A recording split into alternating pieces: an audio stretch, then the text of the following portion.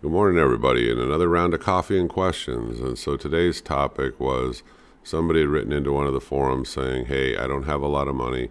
Harbor Freight's usually got a lot of these tool chests on sale, and I'm wondering if I should get one of those, but it's really not what I want because it can't handle a lot of things that I want to do with it. And so they had written anyway in saying something along those lines. So a lot of people kicked in, a lot of people threw up pictures of modifications that they've done, and I thought it would make a good video to combine all of those photographs, put them out here and let everybody see them, and so that you don't have to run out and buy one of these higher end tool chests and tool carts.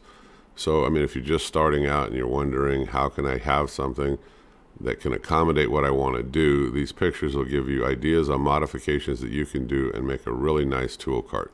So we're going to get right after it. It's going to be a slideshow because there are a lot of pictures. So if you're interested in it, you might stop the video when you see something you like, take notes, or you can take the picture, you can go out and make it yourself. So I'm going to go ahead and I'm going to get started, and then I'll answer some things as we go along, and I'll take a lot of the questions at the very end of the slideshow.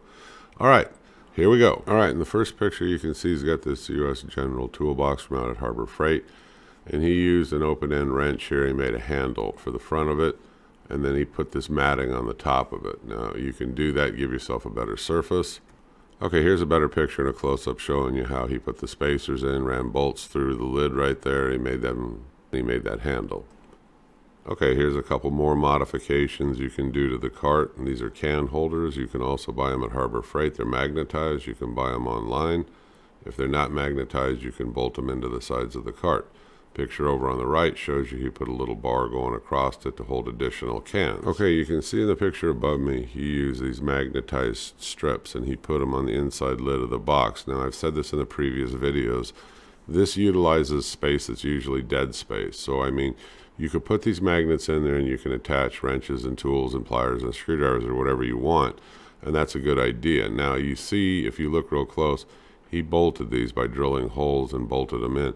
You don't have to do that. If you get really good epoxy or you use something along those lines, you can actually tack these in. Now, the magnetic ones, they're going to stick, but they might move around a little bit on you. So that's the reason why I said you might want to use a little bit of glue. I would use epoxy probably.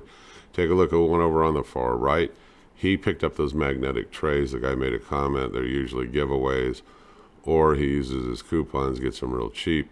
Now, he put the magnetic trays on the inside of that lid, and he puts all of his little stuff in there like you see in the picture, which is another good idea because, like I said, it utilizes that extra room. Okay, let's take a look at the picture over on the left. You can see where he took this box and he mounted that extra cabinet on the left-hand side. Harbor Freight sells these. A lot of places sell them. I'll show you some ads here in a little bit. I mean, if you're interested, you can add a cabinet. Now, the cabinets come in a lot of configurations, but you can add it to the side. That expands the capability of your toolbox. Take a look at the one above my head over here on the right. He made this little shelf on his. He used to piece a diamond plate. Now, this is kind of like that chrome color. If you go out to the steel supplier, you can get just thin diamond plate. It doesn't cost very much. Ask them if they have anything in their cutoff. You can find a small section of it for, it doesn't cost much at all. Bring it home. You can make your own little tray here on the side. Okay, now in this picture, this guy put 2 trays on his. I mean, you can make it to your liking. You make it however you want. Now, his is a short toolbox, and then it's like one of these carts. And he modified it to put this smaller toolbox on there, and these shelves, you can do the same thing. A lot of these things are inexpensive. Now, here's a couple ads somebody put up if you're looking for those little side bends or you're looking for that additional storage. This is just a suggestion that somebody had, but like I said, Harbor Freight sells these. A lot of people sell these, and some of the trays are magnetized, so you may or may not want to go that route. And okay, in this picture, I'm just giving you a reference of how to look up the one on Harbor Freight if you're interested in that side storage. And you can see it's on a bigger, U.S. General box, but I've kind of got it faded out so that only the additional box shows. But they do have them if you want to look it up. And here's a couple more modifications for pry bars or nut drivers. You can see on both the right and the left. You can see what they did on the sides to take advantage of that area. All right, in this picture you can see where he's taken this thing apart and he put angle iron on all 4 corners, and he went up with this in height. Now take a look at the picture above my head. This is so he could put a second tool chest right on top of it. So he's almost making himself a full tool chest at this point, but he's doing it inexpensively by adding on those sides and then securing it. And I'll show you a picture of the back here in just a sec. This isn't a hard modification if you really want to expand the capability of your tool chest though.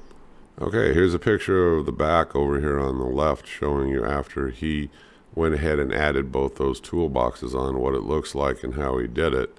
Now the next thing is some of these don't come with that mobile base or casters, so then you can make your own, again, out of simple wrought iron, MIG welding. Just pick up the casters out at Harbor Freight and you can make the one above my head. Now I'm going to go ahead and explode it so you got a better view of what he did.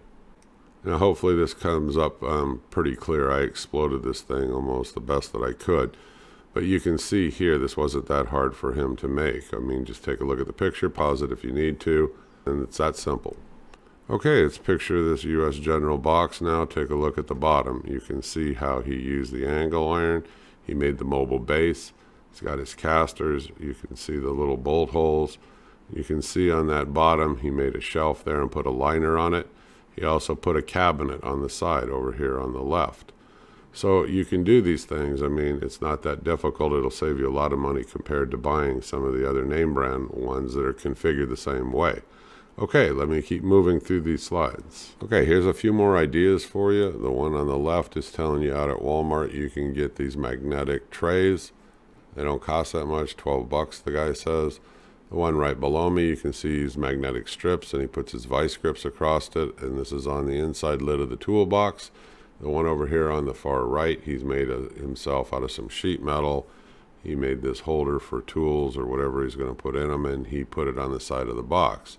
So these are all modifications that you can make, and I'm still going to keep flipping through lots of other examples, but I wanted to show you these before we moved on. Okay, in this picture you can see where the guy made a little like workbench and he mounted his vise to it. I mean, these are all possibilities. Okay, in these two photographs you can see where he took that same cart and he made a MIG cart out of it. And all he did is create a little platform in the back for his tank, and then the rest of this he used just to drape his cords and do whatever else he needed to do with to make that cart. Pretty good idea. That way you've got drawers and stuff to put, you know, your accessories and stuff in. So you're probably going to spend that much or anyway a little bit more even on a, you know, on a real MIG cart. But I mean, this gives you the advantage, like I said, of having drawers. Okay, in these pictures, this is a guy that took his apart and he scuff sanded it, and then he wanted to paint it a different color because he doesn't like that red, which you can do. You can do with any color you want. He used this kind of snap-on green looking kind of a color or whatever you want to call it, and he did his own design.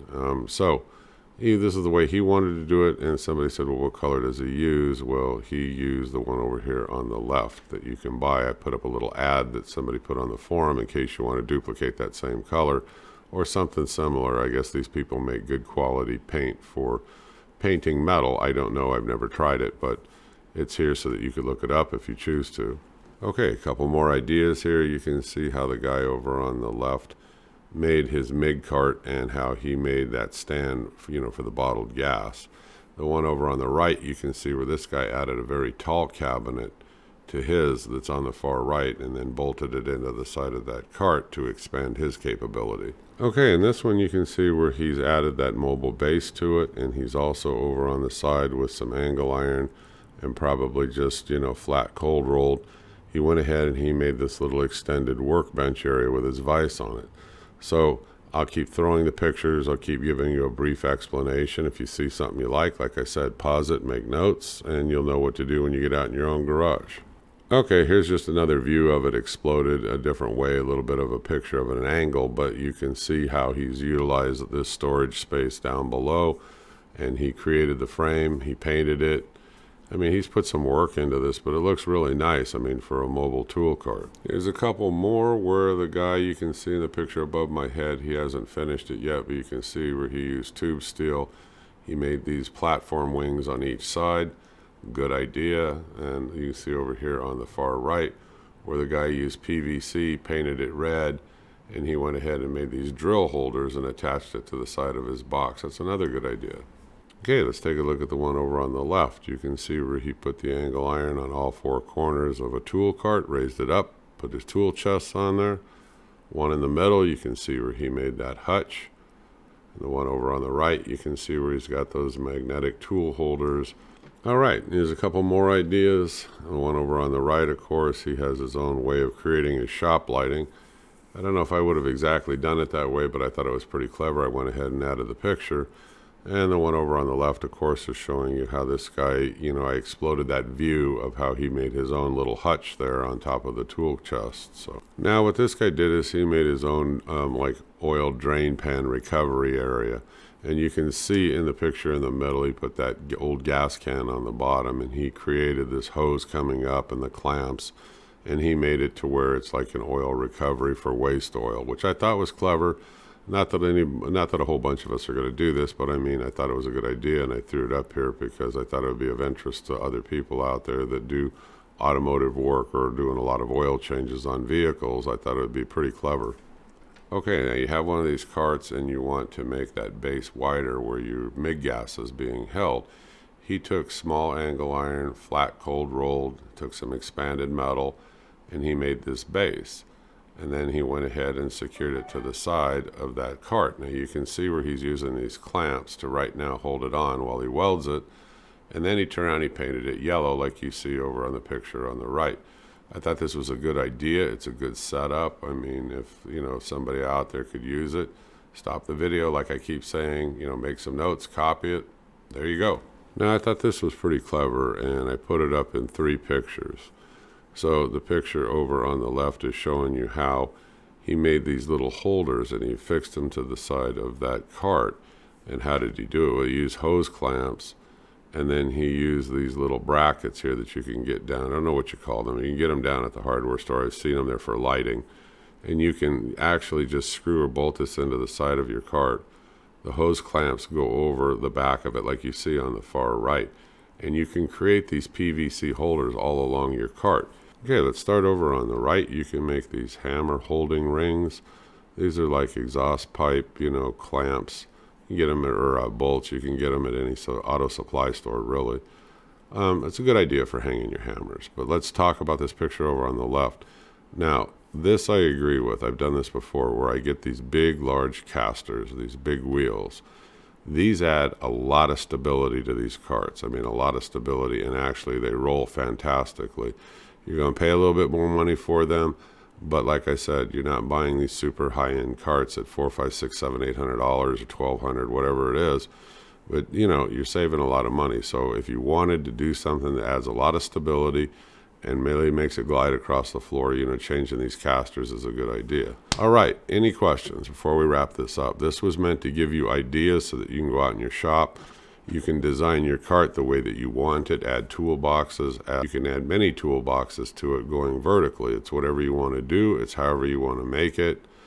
But these give you lots and lots of examples of what other people have done and how they've modified theirs.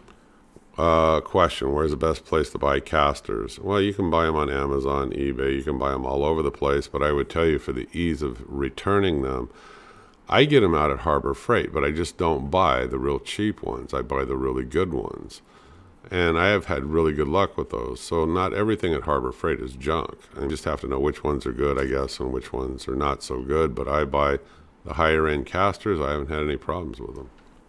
You're wanting to discuss like the cost of all this stuff. I can't really give you an idea on cost. Take a look on the Harbor Freight website. Take a look at the price of the casters. I actually go out to the store. You can buy them online, but I actually go out to the store and I buy the really good ones.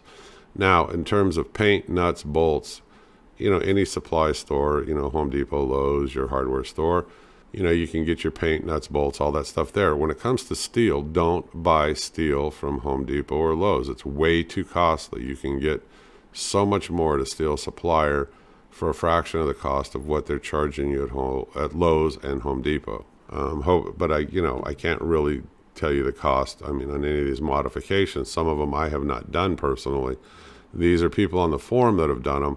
I've just given you examples of lots of ways that you can modify your own cart to your liking. You can do it inexpensively. You can save a whole lot of money, over buying these higher end, carts. So it's up to you. Okay, I'm going to wrap this up on the Home Handyman. I hope you folks enjoyed, flipping through these slides. I hope it gives you ideas, motivates you maybe to, get out, add to the one that you got. If you don't have one, you don't have a lot of money, take a look at these, the flyers and so forth from Harbor Freight. Wait till you get a really good discount. You might go out and get one of the carts, realize you didn't pay that much for it. Now you can add on by buying all these other things and modifying it yourself and having fun doing it. Okay, I will see you on the next video. Thank you very much. Bye-bye.